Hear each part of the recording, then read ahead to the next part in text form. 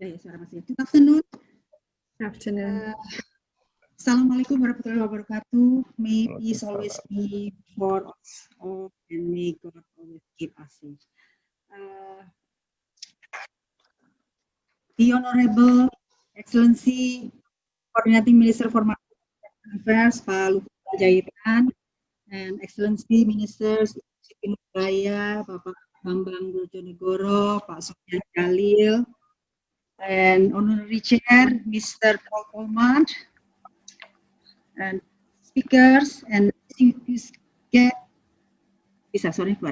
and gentlemen, participants of the Hita Karana dialogue. First of all, let me express my delight for joining this forum.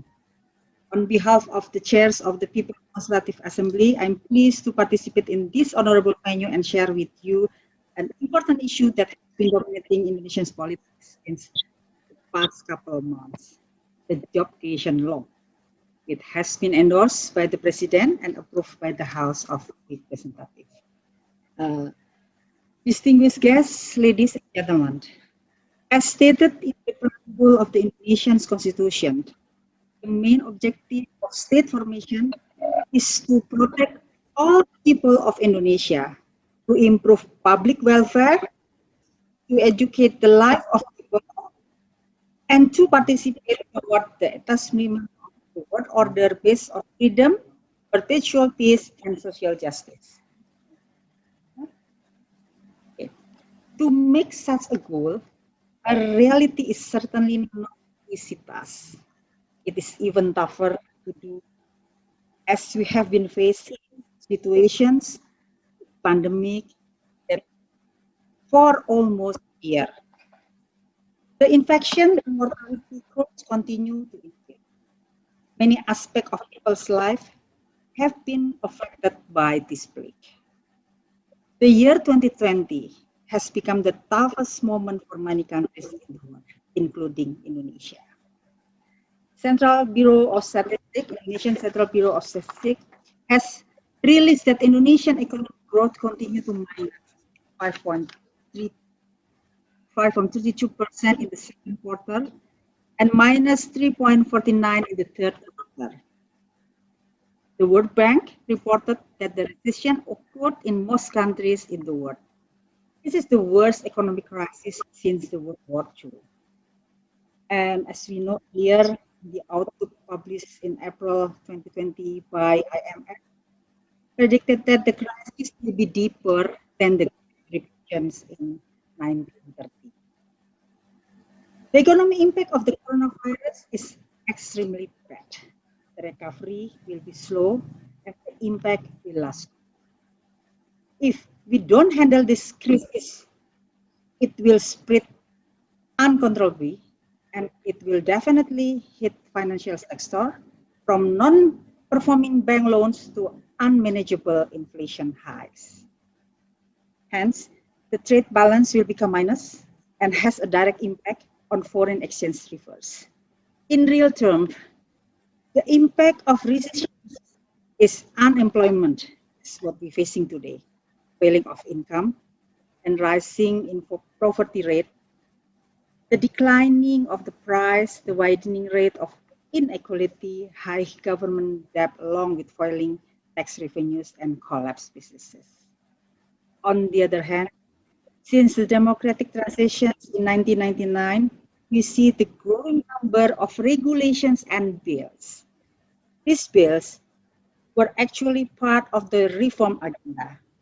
However, some of them turned to be problematic, which create barriers for government to carry out programs. The job creation law aimed to handle those problematic bills in order, among others, to facilitate business licensing, investment requirements, convenience, and protections of small, medium enterprises, research and innovation support, and force job creations. I'm happy that up till now, several studies have projected the positive impact of this law. Our Investment Coordinating Board, BKPM, predicted the law will be very attractive for foreign investors. According to the chairman of the board, over more than 150 foreign investors have recently expressed their interest to invest in Indonesia. The board also projects that the coming investment directly open up to more than 1.3 billion new jobs in 2021. International credit rating institutions also predict that the law itself will boost the prospect of Indonesia's long-term economic growth. Distinguished guests, ladies and gentlemen, as you know, I'm aware, we all aware that the job creation law has reaped public pros and cons. Therefore, intensive communication and socializations of the benefits of the law is necessary.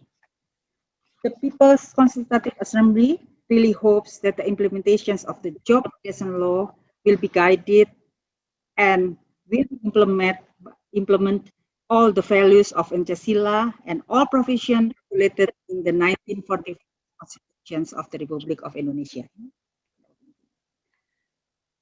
Likewise, the chairs of the People's Constitution Assembly requests that the implementations of the job creation law be always guided by the prevailing laws, including various provisions regulated in the Decree of People's Consultative Assembly of the Republic of Indonesia. On the review of the material legal status of the Decree of Professional People Consultative Assembly, the Decree of the People Consultative Assembly of the Republic of Indonesia from 1916 to 2002, and among others, the Decree on the State Administrators that are clean and free of corruption, collusion, and nepotism, the Decree on the Implementations of Autonomous Region, Organizing, Division, and Fair Utilizations of the National Resources, balance of the central and regional finances in the context of the unitary states of the Republic of Indonesia. On the Decree of Political Economy in the context of economic democracy. Distinguished guests, ladies and gentlemen, I'm fully aware that the implementations of the law is not easy. It must be tirelessly carried out and continuously communicated, particularly to those who are pessimists of the effectiveness of this law. But I believe that this law is crucial and critical, and we really need for this country. In terms of scope and impact, the law is the biggest policy that has ever been launched. And I'm quite optimistic that this law not only worthy for solving the current crisis, but also effective for improving and accelerating economic growth of the country in the long run. Thank you, Pak Mas Andy, and I hope that this discussion will be fruitful for all of us. And those are things that I can address at this opportunity. And wabillahi taufiq wal hidayah. Wassalamualaikum warahmatullahi wabarakatuh.